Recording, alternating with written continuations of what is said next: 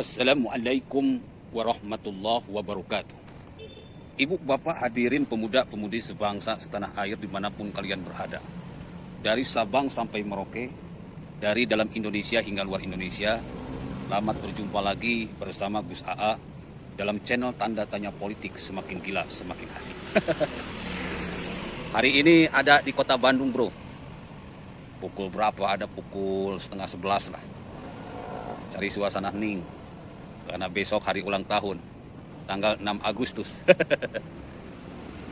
Hari ulang tahun ternyata umurku sudah 42 tahun. Mudah-mudahan panjang umur, sehat selalu, banyak rezekinya. Cepat dapat jodohnya. Memang ditinggalin lagi cinta-cinta. Begitu menyakitkan bro. Agak susah menerima orang lain lagi. Tapi biarlah waktu yang berbicara. Ibu, bapak hadirin pemuda-pemudi sebangsa setanah air. Pada kesempatan ini izinkan saya untuk membahas masalah kehabiban. Summa awrasnal kitaba alladzina istafaina min ibadina. Allah berfirman dalam Al-Quran bu. Sering saya omongkan, sering saya utarakan, sering saya bicarakan, sering saya ceramahkan. Bismillahirrahmanirrahim. Dengan menyebut nama Allah yang maha pengasih lagi yang maha penyayang. Tsumma awrasnal kitaba alladzina istafaina min ibadina. Aku wariskan Al-Quran ini kepada hamba-hambaku yang kupilih di antara mereka. Apa itu Al-Quran? Al-Quran adalah surat cinta dari Allah Subhanahu wa Ta'ala. Karena yang menulisnya Allah Subhanahu wa Ta'ala, maka bahasanya bahasa Allah, bukan bahasa manusia. Al-Quran bukan buatan Nabi besar Muhammad Rasulullah SAW. Karena kita semua tahu Muhammad SAW itu tidak bisa baca dan tidak bisa menulis. Al-Quran diturunkan lewat Nabi besar Muhammad Rasulullah SAW berangsur-angsur selama 22 tahun, 2 bulan dan 22 hari. Dibukukan di zaman Utsman menjadi 6.666 ayat, 114 surat, 30 juz. Jadi alhamdulillah kita bisa mendapatkan kumpulan kitab Al-Quran ini seperti saat ini. Jadi Al-Quran ini bukan buatan manusia, bukan buatan Muhammad. Al-Quran ini diwariskan kepada orang-orang yang terpilih. Siapakah orang-orang yang terpilih tersebut? Jadi Al-Quran itu warisan, titipan. Kalau kita menitipkan sesuatu, Bu, Pak, hadirin pemuda-pemudi sebangsa setanah air. Kita akan menitipkan sesuatu tersebut kepada orang-orang yang jujur. Orang-orang yang baik. Orang-orang yang tidak jahat. Allah pun menitipkan Al-Quran ini kepada orang-orang yang terpilih, orang-orang yang jujur, orang-orang yang baik, orang-orang yang tidak suka bohong, orang-orang yang tidak jahat. Allah pilih. Ada orang yang diwarisi Al-Quran dari golongan ulama. Kiai, ajengan, ustadz terpilih. Sehingga mereka mampu menjabarkan Al-Quran ini ke dalam bahasa manusia. Menerjemahkan Al-Quran ini ke dalam bahasa manusia. Ada yang dari golongan habaib, syarifah, keturunan Nabi. Ada juga dari golongan intelektual. Pokoknya orang-orang yang hatinya baik, yang lisannya baik, yang pemikirannya baik, yang perbuatannya baik, sudah dipastikan akan mampu membongkar rahasia Al-Quran. Ngerti sampai sini? Ngerti sampai sini Pak? Makanya kata Allah, amalkanlah meskipun satu ayat. Satu ayat dibaca, satu ayat dihafalkan, satu ayat diamalkan. Nanti lama-lama kita akan bisa merasakan keajaiban dari Al-Quran ini. Jadi orang-orang yang pilihan Allah belum tentu keturunan Nabi. Orang-orang pilihan Allah belum tentu ulama. orang-orang pilihan Allah belum tentu kaum intelektual. Bisa saja manusia biasa yang hatinya bersih, lisannya bersih, pemikirannya bersih, perbuatannya bersih. Rasulullah Shallallahu Alaihi Wasallam dipilih menjadi nabi dan rasul karena kejujurannya. Dari sifat jujur ini maka menimbulkan sifat terpercaya. Karena bisa dipercaya, maka Al-Quran ini Allah wariskan kepada Nabi besar Muhammad Rasulullah Sallallahu Alaihi Wasallam. Dan kita tahu bahwa Muhammad Rasulullah Sallallahu Alaihi Wasallam adalah akhlaknya Al-Quran, hatinya Qurani, pemikirannya Qurani, lisannya Qurani, perbuatannya pun Qurani. Ibu, bapak, hadirin pemuda-pemudi sebangsa setanah air. Wa khalaqnakum azwaja, Allah menciptakan sesuatu berpasang-pasangan. Ketika seseorang sudah jadi ulama, ketika seseorang sudah jadi habaib, ketika seseorang sudah jadi dewan perwakilan rakyat, ketika seseorang sudah menjadi pemimpin, maka dibagi menjadi dua kelompok. Ada yang teguh menjaga warisan Al-Quran di hatinya, di pemikirannya, di lisannya, di perbuatannya. Dan ada yang tidak teguh, justru menjual Al-Quran ini demi kepentingan perutnya, demi kepentingan pemikirannya, demi kepentingan kemaluannya, demi kepentingan atasannya. Makanya kata Allah, ulaika allazina ishtaru dhalalata bil huda. Mereka menjual agama Allah dengan keduniaan. Allazina yastahibuna al-hayata dunya 'ala al-akhirah. Mereka lebih mementingkan urusan dunia daripada urusan akhirat. Nauzubillah summa nauzubillah. Ibu, bapak, hadirin pemuda-pemudi sebangsa setanah air. Inna akramakum indallahi atqakum.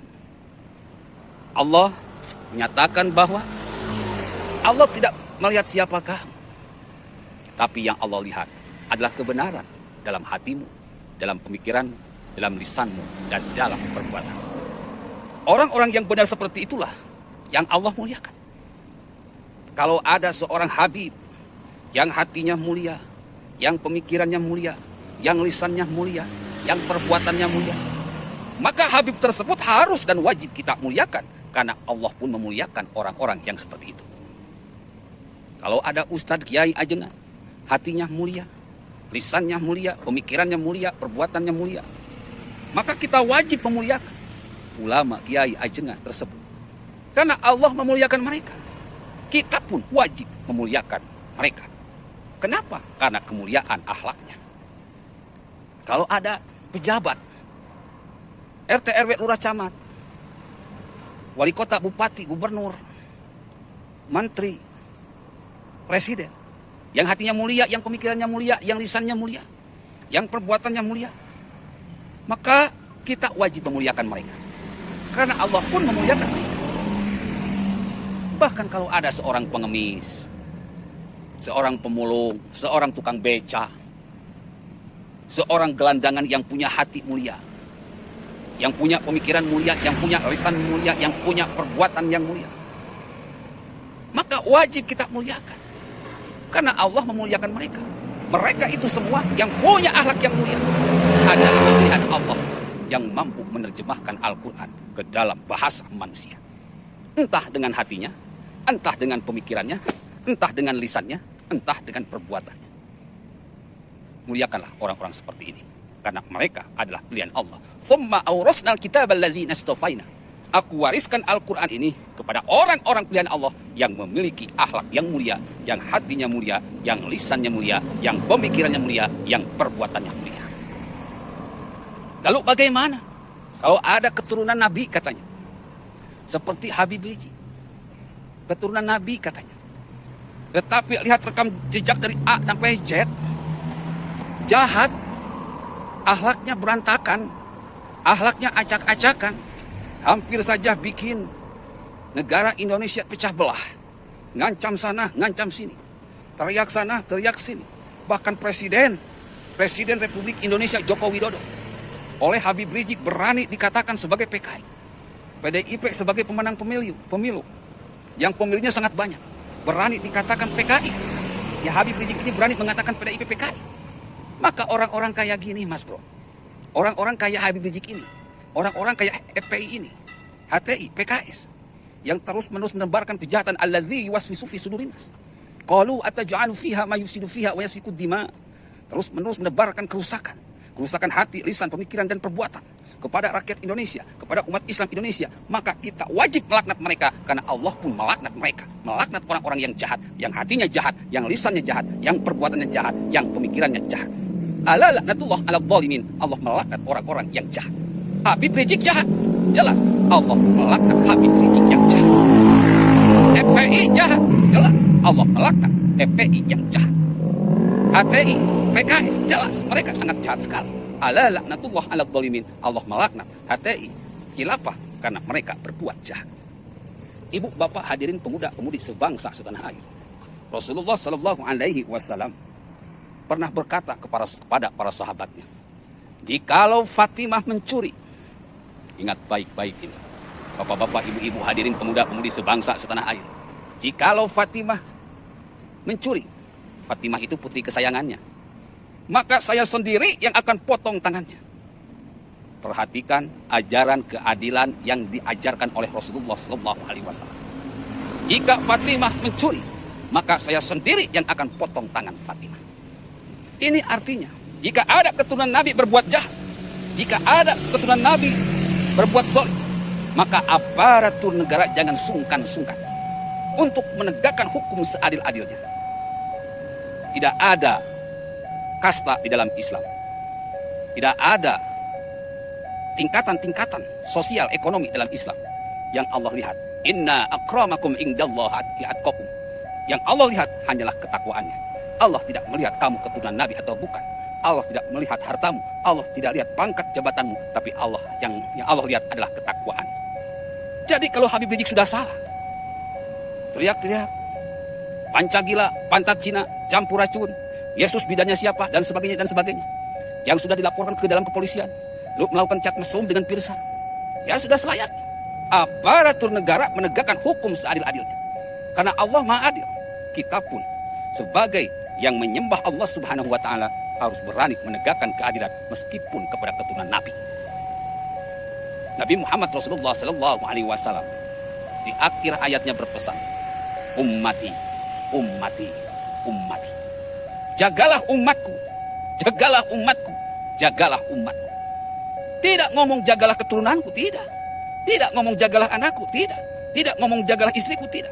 Tetapi Rasulullah Sallallahu Alaihi Wasallam mengatakan, ummati, ummati, ummati. Jagalah umatku, jagalah umatku, jagalah umatku. Kasihilah umatku, sayangilah umatku.